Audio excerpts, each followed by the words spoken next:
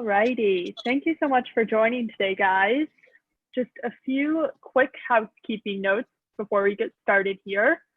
So you'll see at the top, right next to the green bar, there's a black bar. There you can customize your view options. I'd recommend side-by-side mode. And if you go ahead and check that, there is a line. It's just a gray bar. You can toggle that so you can see more of the presentation view or more of the speaker view. And then the one other note is, as we're going through the presentation, if you do have any questions, definitely put them in the Q&A chat. And if they do come up, we'll definitely address them during the presentation. And if not, we will go through all of them at the end. So with that, I'll go ahead and kick it off to Jonathan and Jason. Hey guys, thanks for joining us today. Really excited about this particular webinar. I've been looking forward to this for a while. It's a good one. And so we're really excited to be presenting today, specifically to people involved with churches and nonprofits and financial planning for generations. And so we hope to really dive in on some things. I want to respect your time over the next 60 minutes and get through this presentation. We're passionate about it, so we tend to get long-winded about it. So we'll do our best to keep it succinct. We'll see what we can do. So before we dive in, real quick disclaimer: this is not intended as specific tax or legal advice. We encourage you to seek your own representatives for that. So hey, a little bit about myself.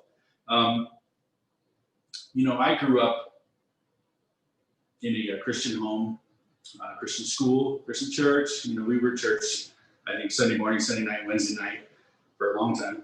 And it really instilled a lot of things in my life. My parents worked in the insurance industry. My father had his own insurance agency. Growing up, after I graduated high school, went off to CSU, Colorado State. About halfway through my sophomore year, my father passed away, and he had cancer, and my mom had called me and just it was time to come home. And so that really kind of set a different course for my life. And I moved back home, helped her and my little sister out for a while. And, being in the insurance agency, he had actually left a good life insurance death benefit for my mother and us, which I'll tie you in. But, he left about $1 million at the time. This was back in '98, which was a substantial amount of money. And the well-intended advice given to her was, take that money and invest it and live off the interest. So it did a lot of things for us. My mom lived on it for a long time, and myself and my sister colleges were paid for, things like that. So we were blessed in that sense. A little bit later, God really got a hold of my life and rocked my world around 2004. And right after that, an opportunity opened up for me. I was a photographer to go to India with some other photographers, and we traveled around and ended up in Northeast India, the jungles. And one of the places we went, we were totally off the grid in these jungle villages. One of the places we went, we were the first foreigners to visit them since the late 1800s.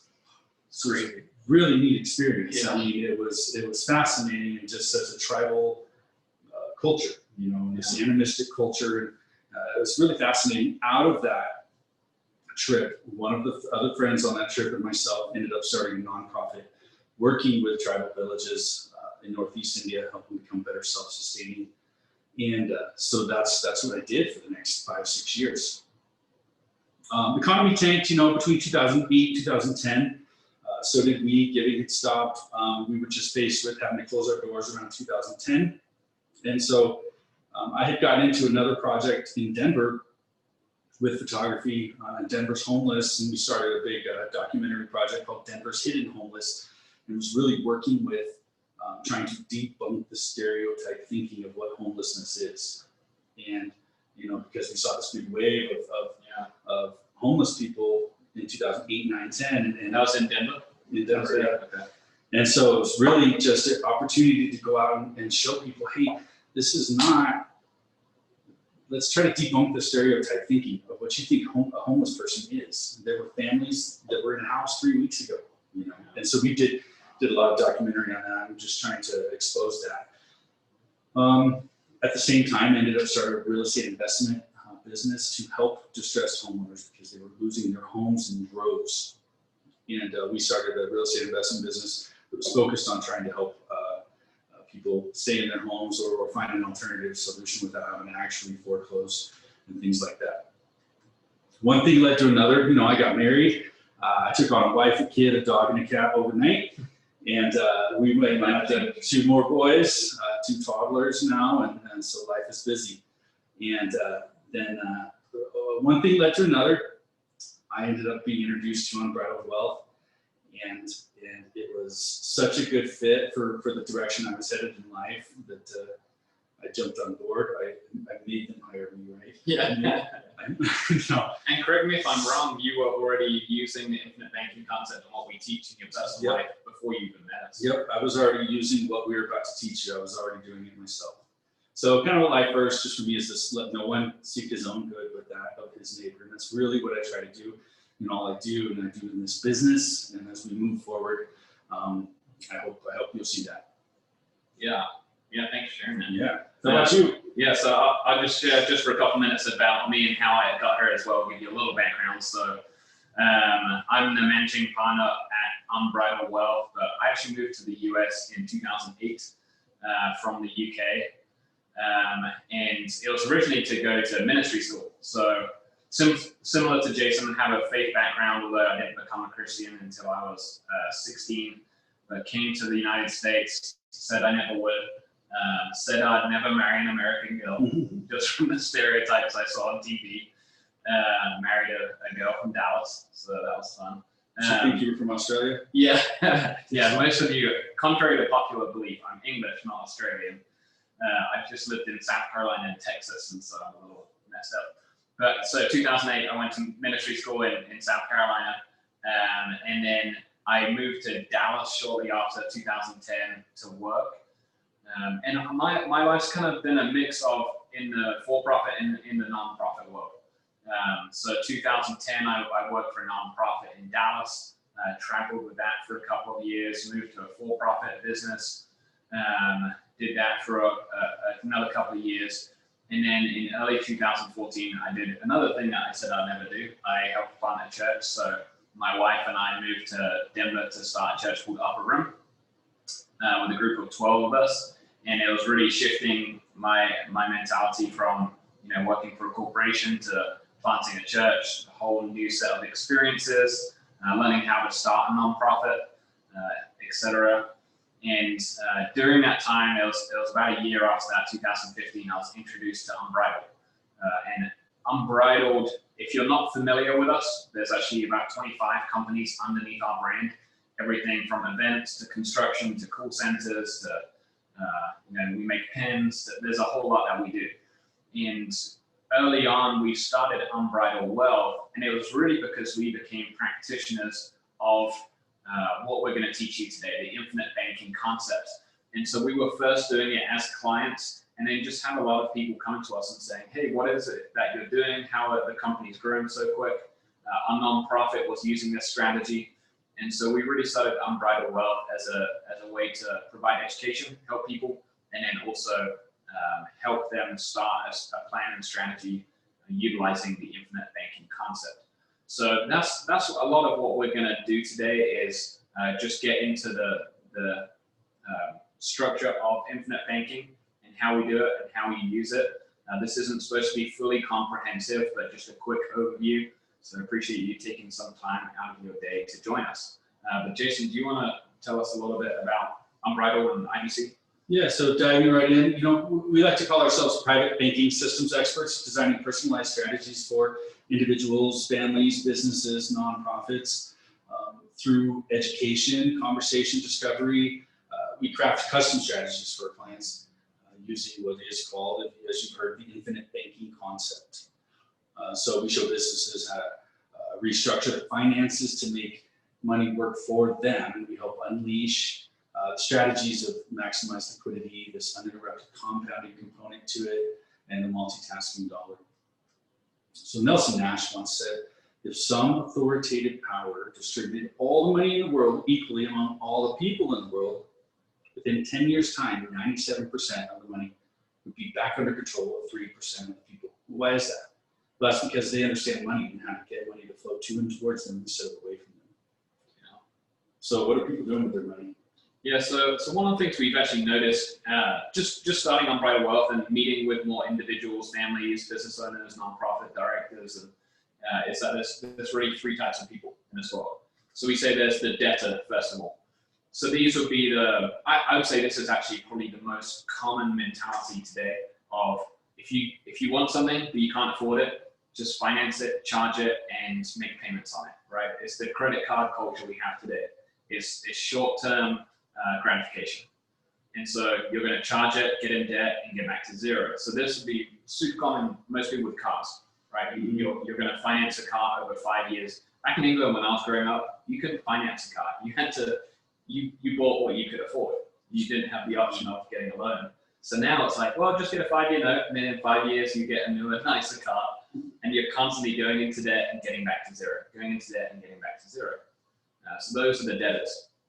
Then we got our savers. So these are my Dave Ramsey people. If you're familiar with him, it's hey, debt is bad, and so we're going to save up. It's often a really great mentality, has aspects to it which are really good in terms of, live within your means or below your means. Have savings. If you have a large expense or a need, then you have the cash to pay for it. But you're often building up cash reserves, going back to zero. Building up cash reserves, going back to zero. So what we are trying to instill in our clients and those who are willing to listen to us is the mentality of the wealth creator. So this is the mentality of we're looking for long-term gratification, not short-term. Long-term gains, not short-term. So this isn't some kind of get-rich-quick scheme. This is saying if you can be disciplined today, you can even have a lack of access with sowing a seed, right, instead of eating it, knowing that that seed will produce fruit in the long run. And we found really these three types of people generally live in three lands. There's the land of not enough, just enough, and more than enough. So generally speaking, we're trying to help people. So if you're in the land of not enough today, if you're in debt, if you're working for a nonprofit, which is just trying to get enough, raise enough money to cover the bills, you're probably in the land of not enough. And there's just enough. So maybe you're paycheck to paycheck, but really you're not advancing towards your goals. And then obviously there's land of more than enough where you have extra money left over, but maybe you're not utilizing it or stewarding it in the best way that you can. And so we're constantly trying to help people, progress through the lands, but when you get to the land of more than enough, how can you use that for good? Leave a generational legacy. Go in and help people in the land of not enough and just enough. So really that's a big part of who we are. We're wanting to provide education, but really come alongside of people and create a plan and a strategy. So Jason, could you just give us some of the benefits of IBC, and then just maybe go through an example? Yeah. So I like to say, would you, if you could, as an individual, would you like tax-free growth, tax-free distributions, long-term care benefits, creditor protection, collateral opportunity for your money, a safe harbor for your money, things like unstructured loans where you get to structure the type of loans that you take, how long is it going to take to pay it back, what am I going to charge the interest on, things like that. How about liquidity, use control of your money? So if you could do all of this under one thing, would you do that? Most of us would say, yeah, of course I would. So we want to take this and show you a lot of these components and how nonprofits specifically and churches can utilize them in this example, but what we're going to show you, but certainly individuals, families, businesses, nonprofits, it's applicable to everybody. So the vehicle, again, through which we do that is the infinite banking concept. You've heard maybe various terms for infinite banking. So IBC, becoming your own banker, velocity banking is a popular one. We hear people say banking with insurance. We're not some of these, right? We're sort of taking this infinite banking concept and showing you it at its purest form, not some overhyped up version of it, I think. Yeah. I say that because I've heard people come up to me after we explain this and they go, well, how much is it to get started? And so I don't know. I don't no unique Depends on your situation or what. situation. Yeah, exactly. So, and a lot of people that have presented versions of this in the past are, you know, it's a less pure version of it, you know, let's say. But so Formulaic. Yeah. So we want to show you one example. For example, is how an entity accumulated $225,000 inside of a policy, using the money along the way while the money's growing, and then they were able to get growth of over $500,000 in cash value. And that's just one little example. We'll kind of flesh this out as we go, but we just want to show you as an organization how you can be building cash value while using it along the way for your needs and have it still grow. Yeah, so what we're talking about with infinite banking concept, if you haven't heard about it before, you're not familiar, we're using whole life insurance as a vehicle for your banking system, whether it be for your nonprofit or for your family personally. So I often get asked why whole life, like is there any other vehicles? And trust me, we are fully aware of the stigma around whole life insurance. If you Google whole life insurance, you're going to get a whole lot of people saying it's amazing and a whole lot of people saying it's the devil, it's the worst thing in the world. And so why whole life insurance? It's the only vehicle that we know of that provides the benefits that we need for the strategy. So A, you've got access to your cash along the way. B, that cash is going to grow at a guaranteed rate. And I'm not talking about like Wells Fargo's 0.1% on your savings account. You get some real growth in it. And also that growth, the gains, if we structure it correctly and we utilize it correctly, there's never a taxable event. So there's a ton of tax advantages on that growth as well. And then finally, a death benefit. It's still a life insurance contract. So whether it's providing an inheritance for your kids or for your nonprofit to keep growing and sustaining, whole life insurance can be a really, really beneficial strategy. Even the risk factor, you know, when people feel like they have to risk their money to make it grow, you know, and there isn't this risk factor through this. Yeah, guaranteed gains, uninterrupted compounding is in existence. So when I joined Unbridled Wealth, I actually helped start Unbridled Wealth in 2015.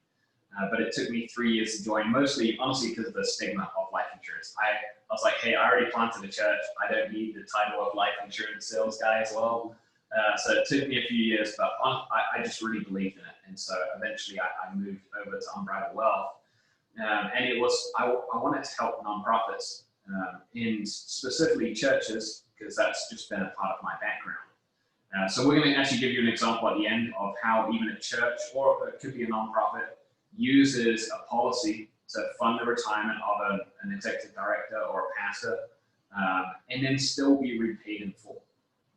Because that, for me, I'm like, if you're giving your life to a nonprofit, you usually don't give 40 hours a week. You're usually giving your whole life. So I think the nonprofit should pay you for your whole life.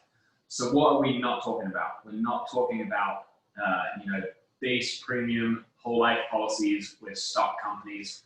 We're specifically talking about properly structured dividend-paying whole life policies with a mutual insurance carrier. It's a mouthful. Yeah, it is a mouthful, but it's a super important distinction, because when you hear Dave Ramsey say it's the worst investment ever, first off, it's not an investment. Second off, he's talking about a structured policy, not how we're doing it, not how we're designing policies. And also, I just wanted to let you know, this isn't a new thing. We didn't just come across this brand new strategy. Whole life has been around more than 250 years.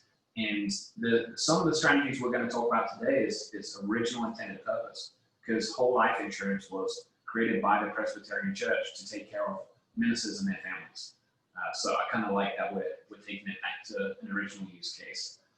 I like how its name originally was the Corporation for Relief of Poor and Distressed Presbyterian Ministers, which is another mouthful. Yeah. And that's actually I put the short version on that. It's not even the whole thing. Really? I wrote a few more words on there, but anyway, I just thought that was good. Yeah, at least now it's whole life. Yes. It's a little simpler.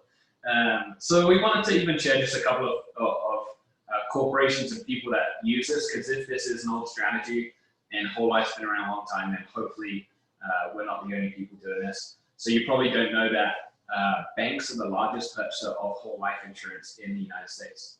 Meaning you go put your money in your savings account at Wells Fargo, there's a good portion of that they can turn around and purchase whole life insurance and they get all the benefits. So we're just saying skip the bank and go directly to the source.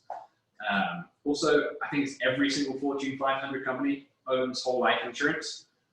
Jason, you've actually got a couple of stories right around. Two of my favorite stories. You know, we have Walt Disney up here. So, 1955, Walt was not able to secure a large enough loan to finish building a theme park out in California, and so he borrowed from the cash value from his life insurance policy to finish the job, to help finance the creation of his newest theme park, Disneyland, right?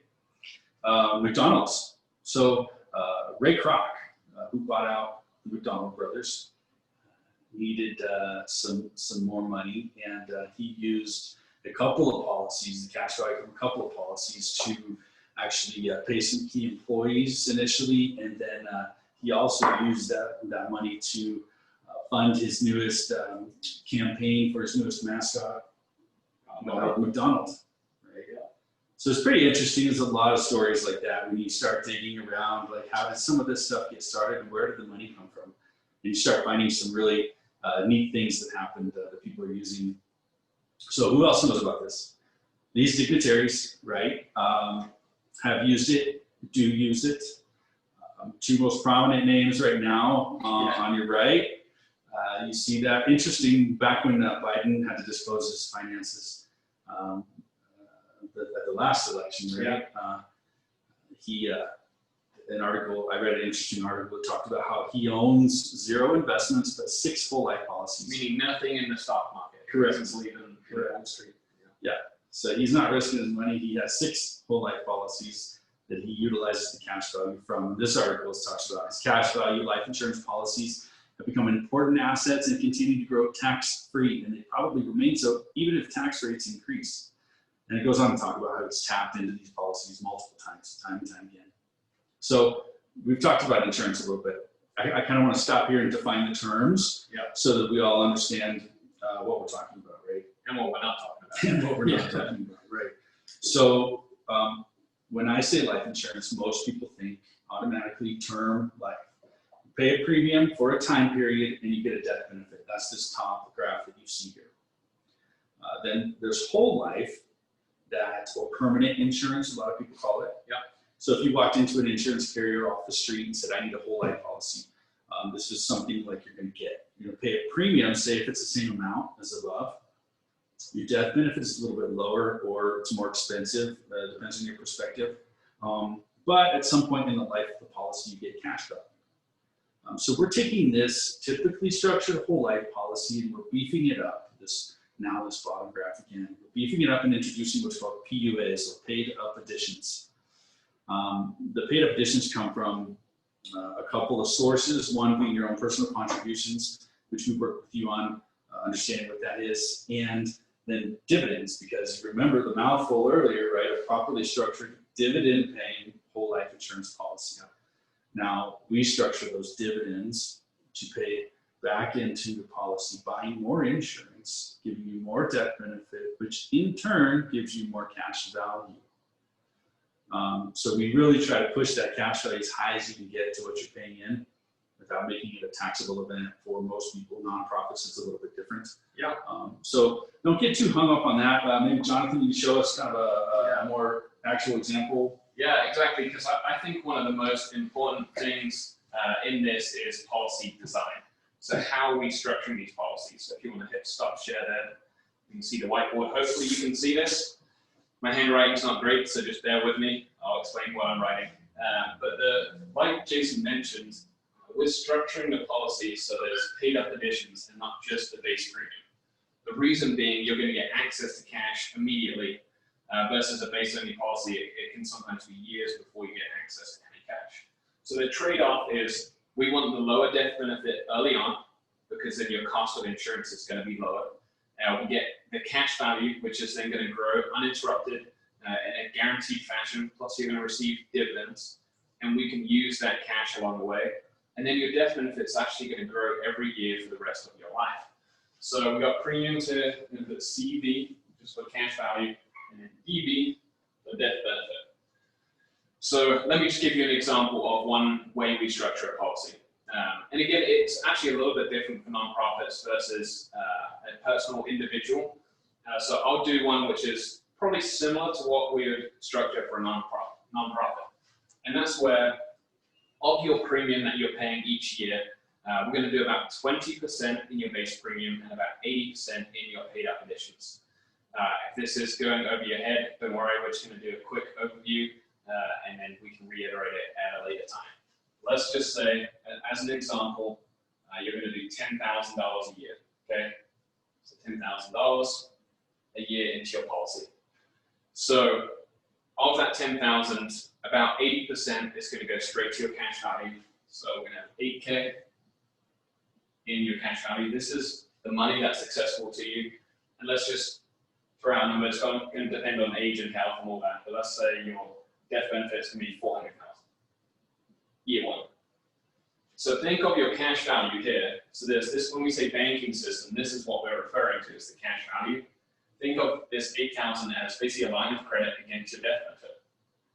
Meaning they know you're going to die eventually. It's not an if insurance, it's a when, right? So you're going to die unless you're Elijah. And so this is the money you get accessible from your death benefit while you're living. And this will grow every year. And this cash value, so it's got a contract rate. So its gross interest rate minimum is 4%. If you look at the last 10 years, it's averaged actually about 6.9%. Currently, it's sitting right at 5%. So let's just say for this year, it's going to grow at a 5% interest rate. And just to be clear, that's the gross growth. So that's before your cost of insurance, etc. But we'll go through that. So this is year one. You put in 10,000, you're going to have 8,000 death benefit. Let's say 400,000. So year two, you put in another 10,000. So the nice thing about how we're structuring it like this is because the base is 2,000, the total is 10, you can pay anywhere between those two. So you have a more lean year. If you're an individual and doing this, you could pay in 5,000, next year paying 2, next year paying 10. You can go up and down as you need to. But let's just follow what the plan is. We've done 10,000. This is going to grow by about $10,000. Again, it will depend a little bit of if it's a nonprofit or it's an individual, whether you're 65 or 25, but it's going to grow by about that. So we're going to end with about 18,000. What that means is in year two, your cost of insurance has been overcome by the growth in the policy, right? So now you're putting in 10,000 premium, it grows by 10,000. Your death benefit, let's say it's probably going to grow by about 50,000. So we're at 450. Okay, hopefully you're tracking with me. I'm just going to skip to year 10 and quickly show you how we would use it. So let's go year 10, we paid in, say 100,000. We probably got, in this case, if it was a nonprofit, probably about 120,000 in cash value. Your death benefit's probably gone from 400 to, let's say, 750. So this is now money we have available to us. You may be like, hey, that's not a great return, 100 to 120 over 10 years. I could do better in the stock market, somewhere else. And so part of this is we're not saying like we've got the super exciting returns, although the long term, if you look at uninterrupted compounding, it's really powerful. But we're saying that it's how you can use this along the way and the money that you can leave behind. So let's just say we need to borrow this. If you ever want access to this money, let's just say you're going to take a $100,000 loan. We're taking loans against our cash value. So the negative of that is you're going to pay interest because it's a loan. So we're going to pay 5% interest. Again, I know this is a ton of information, so just stay with me. You're going to pay 5% interest to borrow your own money, which sounds like a really stupid idea. But the benefit being, at the same time, because it was a loan against your cash value, it wasn't a withdrawal of your cash value still continues to earn, let's just say at that 5%. And let's say after insurance, let's say it's going to net 4%. Okay, what's 4% of 120? You get that in your head, $4,800? Yeah, Sure. $4,800. Okay, so again, we're going to say this is a banking system. You've taken a loan, so you're going to make repayments back to yourself. So let's say this $100,000, you're going to repay it to yourself over a 10-year period.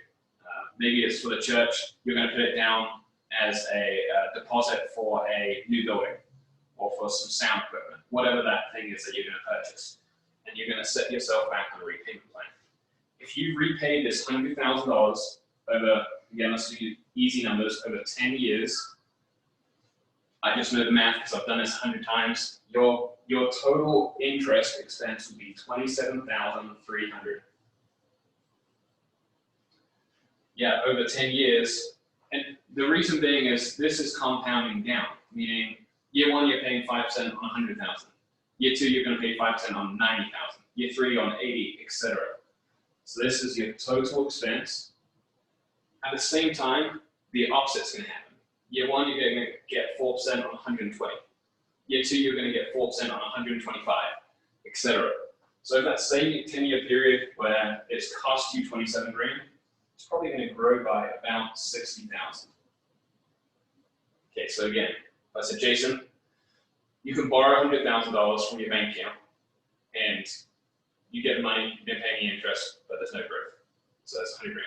Or you can borrow 100,000, you're going to have to pay 27,000. I'm going to give you 60,000 at the same time, and you're going to have $750,000 debt benefit when you do that deal. All day long. Okay, so that's in the simplest form is the infinite banking concept. So structuring these policies in an appropriate manner where you can still use the money, still have gains, and still leave money behind.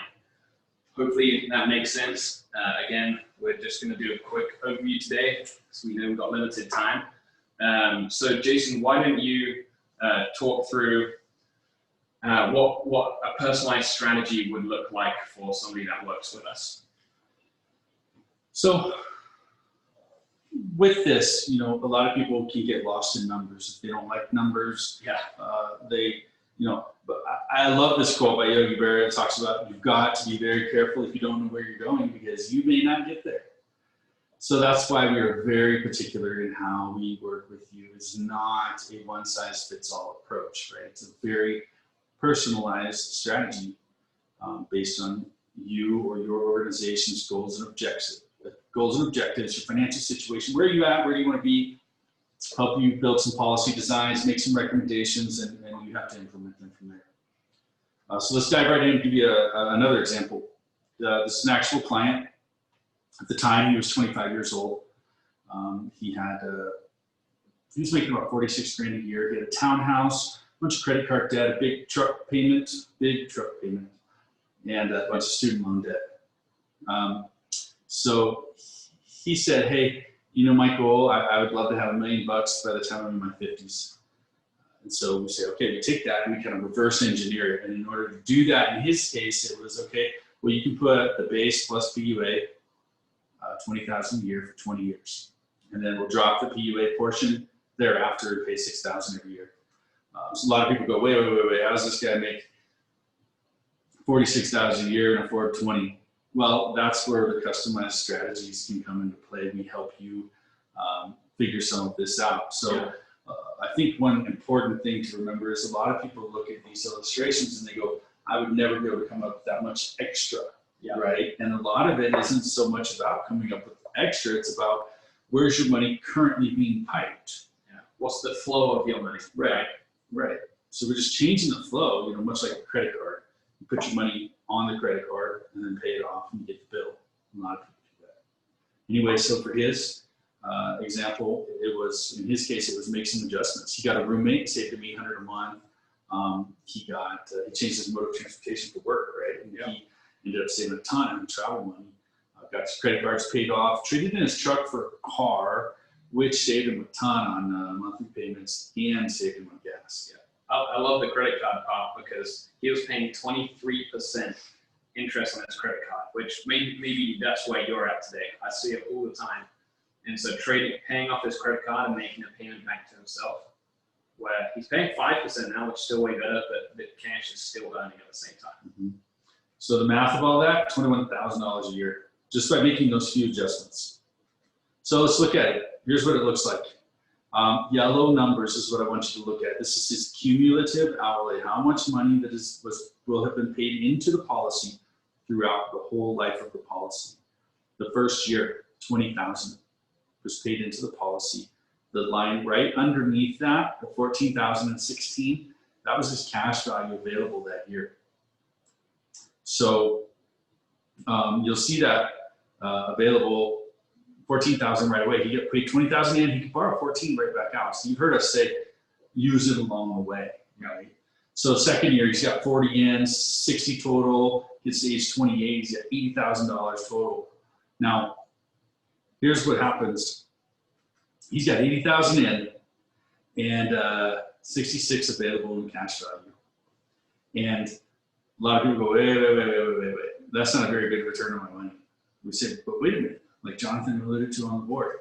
After 2 or 3 years on average, look at the math. He has 44,000 in cash value available, and he has 60,000 in. Sorry, I blocked it out with my pen. Yeah. I'm supposed to underline it, I'll cross it out. So 44,000 plus 20 is 64,000, but he's already got it up to 66,000 almost. So here it's growing more than 20,000. It's what we call cash flow positive, right? Yeah. Meaning every dollar you pay in premiums, your cash value is growing by more than $1. And it's not just a savings account, it's not an investment account where money's tied up anywhere. Yeah. He can be using this cash value along the way. So let's move on down the road. 10 years in, he's got $200,000 into the policy throughout the whole life of the policy, but 221, 222 available to borrow against. Yeah. So this is what we call cash in, cash out whole, meaning in the lifetime of the policy, he's paid in 200, but he's got 221 in cash value. Yeah. So his goal, hey, I want $1 million time in my 50s, we get him there. If he sticks to the plan, he'll be there. He will have put in $452,000 and have $1.1 million in cash value available to borrow against. Now, all the way down to retirement, he's got $500,000 in, $537,000, $2.6 million in cash value available to borrow against, plus this whopping $4.3 million death benefit. Yeah. The math of this happens to be at age 70, he could begin pulling about $125,000 a year out for retirement and never have to pay it back. And never have to pay taxes. $125,000 without any tax bill. That's right. Pretty amazing. That's right. One of the things I love about this as well, this was actually a client's son. And so there's a famous proverb that says a good man leaves an inheritance for his children's children, right? So when his dad talked to him and told him about this, his son bought this policy, and now the client knows that his grandkids are going to be taken care of. So his children's children. That's right.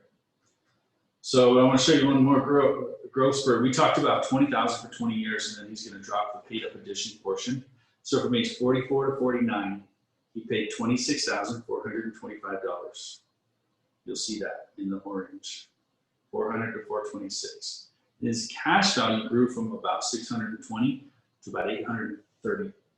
So what, $220,000. So would you pay $26,000 into something to make 220? Yeah. All day Exactly. long. All day long, right? And so that's just the potential growth that you can get. This is one person's policy design. Yeah. And there's so many amazing things you can do with it, and you can use it along the way, remember.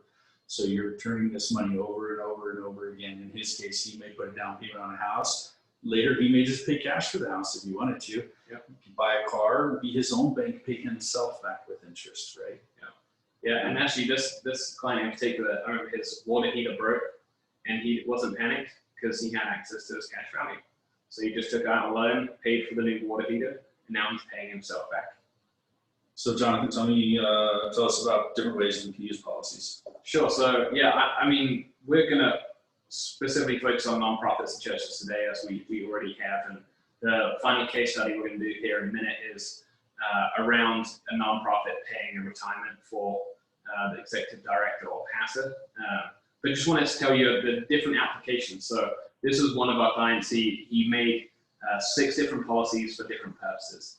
So a fund, his children's fund. So what people often use it instead of a 529 plan, because at least it's not at risk in the market, and they can actually, if their kids don't go to college, they can just take over this policy. Investment fund for doing investments out of. Retained earnings fund. This happens to be a business owner, so he kept his retained earnings in a policy. Mortgage fund. We have a strategy of like a business, or it could be a church, using some of their mortgage to run it through a policy and becoming the banking system on their mortgage, etc. And we like it because it's got multiple benefits, right? Even what we've talked about, but there's also living benefits that can pay for unexpected illnesses down the road, etc. But really, it benefits everybody along the way. And I think one of our passions here is creating win-wins. We want everybody to win and everybody to get up from the table happy. So in this case, if you're a business and you buy a policy, the bank is happy, the shareholders are happy because it increases your valuation. The business itself is happy because now it's got access to the cash, so unstructured loans anytime. The teammates are happy because it creates stability, and the clients are happy and reduces turnover. So there's just a lot of benefits. So we say, we either use velocity or we lose velocity. So I'm going to show you this quick case study of the retirement plan. Hey, Jonathan. Yep. Real quick here, could you go ahead and zoom into your current slide? You've got the next slide up in the reel below, so we're just not able to see everything. You have the next slide up in the... Yeah, we're seeing the overview. Oh, okay. There we go. Is that Perfect. better? Thanks. Awesome. Okay. That's great. So we're just going to end with this case study of creating a retirement for a pastor in this case. So this was actually on a 43-year-old pastor in Texas. He was male, healthy, and I wanted to show him if the church created this system, they could pay him a retirement salary and then be repaid in full. So again, these are pretty big numbers. I appreciate that. And so but we have to remember this is a church which then still retains access to this cash along the way. So I suggested a $100,000 a year policy for 10 years, and then they drop down to that base of 20,000. But don't forget, so year one they put in 100, but they've got 80,000 available to them. So their loss of access that first year was 20 grand, and then it started being cash flow positive from there on out. And I think it's important to remember, for people to not get sidetracked by the zeros on these. That fundamentally it works the same. No matter how many zeros are on it. Yeah, 5,000, 100,000, a million. Yeah, we have clients that have whole life policies up from probably $600 a year up to over $1 million a year. So it can scale with you. So in this example, again, if we look at year 10, the church paid in $1 million. They got 1.1 million in in cash value. But really, what I'm going to focus on is, okay, when this pastor turns 65 and retires, which I've never met a pastor that's retired at 65, but let's just say miracles do happen. The church would have a cash value of 2.2 million, death benefit of 4.5 million. So this is an insurance policy on the pastor that is owned and paid for by the church. The church is the beneficiary. So the church can be using the cash value as they go throughout the life of the policy. Correct. Exactly. So it's not like they're paying all this money out for decades and never get to see it. They can still use it along the way. But okay, we're going to dedicate this policy to pay a retirement salary to the pastor. And so I wanted to show, okay, 20 years from now, we're going to pay 75 grand a year as a retirement salary for the pastor, and have the church be the recipient of the death benefits. So can they get paid back what they've outlaid? So the pretty amazing thing here is I genuinely just ran this as a test. And again, just because of my church background, I wanted to see if it was possible. So I ran it if the pastor died at 70, 75, 80, 85, 90, 95, all the way up to 120. And the church still gets repaid in full and some. So let's assume this pastor dies at age 95. So over the life of this policy, the church outlaid 1.76 million, but again, had access along the way. So that's total what they pay. they would then pay a retirement salary from the policy of 2.25 million. So that's 75,000 a year for 30 years. Pastor dies at age 95, which obviously again is longer than expected. The church would still get $5 million back. So recap, church pays 1.7, the pastor receives 2.25, church then receives $5 million. So they actually tripled their money while paying a retirement salary. And that $5 million is above and beyond what was paid out to the pastor. Exactly. Yes, the total benefit they received there was $7.25 million. So that's just an example of how this can be used specifically in a nonprofit. Again, it works for key employees, for executive directors, for pastors of any level, as long as they're insurable and we can get that policy owned by the nonprofit. So just to give you a quick menu of services that we provide here at Unbridled Wealth, and then we'll go through some Q&As. So for a business and nonprofit, we can do business valuations, we can do buy-sell agreements, succession planning, long-term disability, non-qualified deferred comp, cash flow management, key person life insurance, and group life benefits. So working with your business, your nonprofit, or then even for you as an individual, we can do asset protection, life insurance, income protection, all kinds of planning for education, retirement, and financial, and even some long-term care policies and plans. So really our hope and our desire is we're going to come alongside of you or your nonprofit and say, okay, where are you at today? What are the pain points? Where do you want to go? And can we help come alongside you, create a plan, create a strategy to help you achieve those goals? So Jason, can you just share what's next if they've been listening for the last 45 minutes and what do they do now?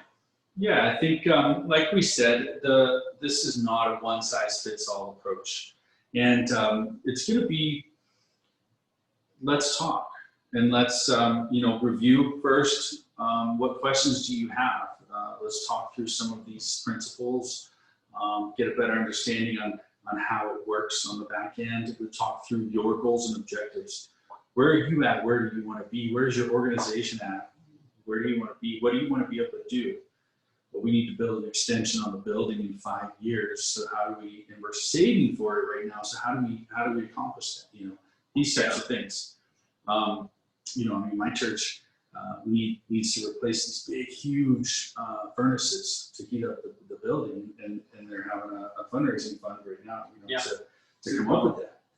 Or it could be you're sitting on a building fund, but you're not buying a building yet, and you can't put your money at risk, but it's just sitting at 0.1%. Right. Really common as well.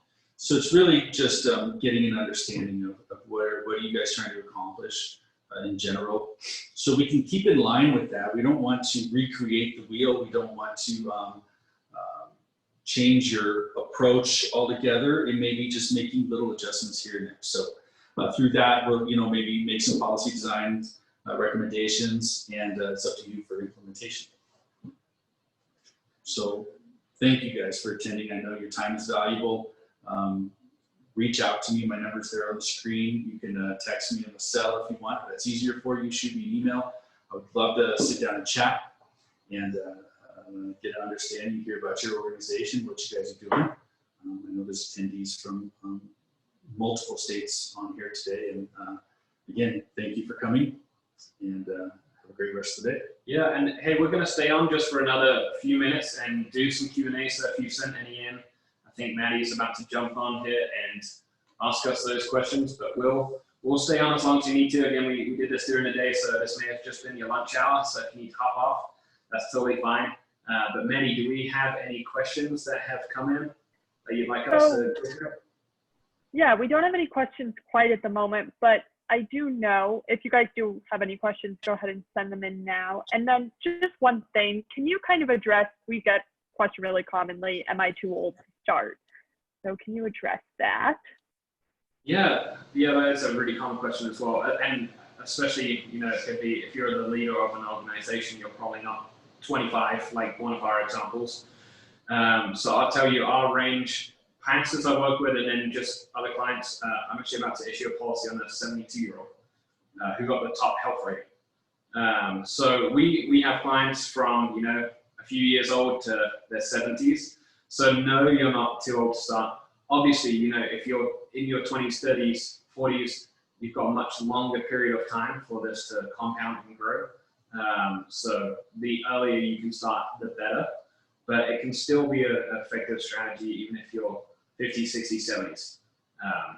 So yeah, I highly doubt you're too old to start. Yeah, what about taxes? How do those function within a policy? Are they tax-free? How do you kind of work around that? Yeah. So they, for individuals, businesses, excluding nonprofits, you've heard us talk about a properly structured policy. The way we structure them, you will not have tax implications when you use it properly, right? So there is a way this, what happens is it's called a MEC limit, a modified endowment contract, where you create a taxable event. We show you that, how to avoid that. Don't do it. You don't want that. For nonprofits, it's a non-taxable entity anyway. So the MEC limit is not a barrier for us in structuring policies for nonprofits. Yeah, so what's cool about that is doing a MEC. So what we usually do for a nonprofit is we can have even higher cash value early on. So we've seen cash value as high as 85, 90+% in that first year. And that's just due to being a nonprofit? What's that, sorry? Sorry, I said, and that's just due to being a nonprofit? Yeah, exactly. Because we're not worried about that MEC limit that Jason talked about. So it's a little bit different with an individual. We've got to structure the policy different. But yeah, for nonprofits, super beneficial. Perfect. Let's do one more question. So what if any of our attendees have a current policy? Can they use that for anything, or how does that work? Yeah, you want to go? So a lot of it depends on what it is. There have been plenty of instances where we can take a look at existing policies and they're good, and we will show you how to utilize that. There are instances where we can show you how to just tweak that one a little bit, or pair that with some newer stuff that's going to grow. Or sometimes it's a poorly structured situation where our recommendation would be a replacement policy. You know, let's move that over to a new policy that's structured a little bit better for you. Yeah. But it's a situation based. Case by case. Yeah. And that's why if it's like, hey, I've had people like, can you just review what I have and tell me, is this good? Should I be doing anything different? And so we're more than happy to review that. So if you have your policy and you'd like us to talk through it, then get it over to us and schedule a call and we can walk through and explain what your policy actually is. Perfect. We did just have a few live questions come in. So Bonita here, she has a 501c3. It's a life improvement coaching and outreach ministry, and she started in 2019. And they're just trying to come up with ways to monetize and have funds available. So would this be a potential strategy that they could use? She said she had some troubles hearing too, so just kind of wanted to follow up there. Okay. Yeah, I mean, so it could be this. It's where we'd like to have probably a more in-depth conversation about the specific situation. So it can be, a time where we're utilizing just cash flow through the nonprofit to start creating this asset, this whole life policy, and we can still use it to cover whether it's expenses, events, that kind of thing, or it could even become like a funding mechanism for the events that you then pay yourself back. And there's also times where that wouldn't be appropriate. And so really we'd want to sit down with you, and that's why Jason can be a great resource of going through your specific situation one-on-one and seeing if this would be an appropriate strategy today, or maybe it's not today, but we're going to work with you, and maybe 3 years, 2 years, 5 years down the road, it then becomes appropriate. So we'd love to sit down and work with you. Yeah, there have been, to that point, there have been instances where we look at everything and our recommendation is simply wait, and help people come up with a strategy to get to a point where we can start something, but it's not always appropriate to start something. That's right. Perfect. we have one more here, and we have an attendee who is a pastor, and he just began saving for retirement about 12 years ago, and he's just wondering if he can work with you out of state. Yeah, so we have clients in, I think, about 25 states right now. So it's not uncommon. We utilize Zoom a lot, and then whenever we're in the state, we can do some in-person meetings too. Yeah, I love working with pastors, and especially if it's my guess is probably if you got a retirement account, it's probably a 403B, which can have a lot of benefits, especially with housing allowance during retirement. So we can talk through and process that if this would be a good strategy for you or not. But I would say just shoot us an email. Let's get something on the books, and we'll schedule a time just to talk one-on-one, and yeah, we'll go from there. And just so you know as well, like when we set up these meetings, there's no cost, there's no fee for that. It's a free consultation. There's no obligation, so we add value first. And we're more than happy to disclose how we make money, how much money we make from commissions, etc. All We're right, always perfect. to, we probably spend, I bet, 60% of our time just educating people, and just making sure you fully understand what it is, what your options are, and things like this, so that you're not walking into something, because this is a whole life policy, right? Designed for your whole life. Yeah. So we would love for you to be a happy person the rest of your your life, life. utilizing this kind of thing. So Yeah. we really are particular about making sure we are inductive about what we're giving you, and we don't charge you for those initial services. Yeah. All righty, great. That is all I have on the question end here.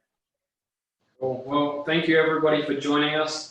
Appreciate you giving us your time and listening. So we look forward to hearing from you. And again, if you have any other questions, want to talk through a situation, then shoot us an email or text, and we'll get in touch. Thanks, everybody.